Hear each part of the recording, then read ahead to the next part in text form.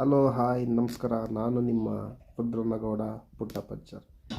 ನಿನ್ನೆ ನಾನು ನಿಮಗೆ 45 ಫೂಟ್ ತನಕ ಔಷಧಿ ಹೊಡೆಯೋ ಸ್ಪ್ರೇ ಮಿಷಿನ್ನಲ್ಲಿ ಯಾವ ರೀತಿ ಅಡಿಕೆ ಗಿಡಕ್ಕೆ ಔಷಧಿ ಹೊಡಿಬೋದು ಅಂತ ತೋರಿಸ್ಕೊಟ್ಟಿದ್ದೆ. ಇವತ್ತು ನಮ್ಮದು 4ರಿಂದ 5 ವರ್ಷ ತೋಟ ಇದೆ.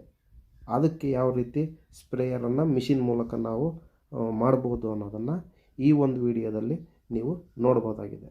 ನಾವು ಆ ವಿಡಿಯೋದಲ್ಲಿ ಏನಂದರೆ ನಿನ್ನೆ 45 ಫೂಟ್ ವಿಡಿಯೋದಲ್ಲಿ ಏನು ಮಾಡಿದ್ವಿ ಅಂದರೆ, ನಾವು ಸ್ಪ್ರೇಯರನ್ನು ಸ್ಟ್ರೈಟ್ ಮಾಡಿರ್ತೀವಿ ಟ್ಯಾಕ್ಟ್ರಿಗೆ.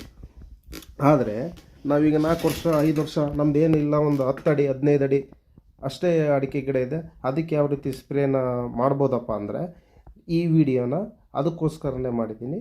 ಯಾವ ಥರ ಅನ್ನೋದನ್ನು ನೀವೇ ನೋಡಿ, ಶೇರ್ ಮಾಡಿ, ಸಬ್ಸ್ಕ್ರೈಬ್ ಮಾಡಿ, ಬೆಲ್ ಐಕನ್ ಬಟನ್ನ ಒತ್ತಿ ವಿಡಿಯೋನ ಮಿಸ್ ಮಾಡದೆ ಕೊನೆವರೆಗೂ ನೋಡಿ. ನಮಸ್ಕಾರ.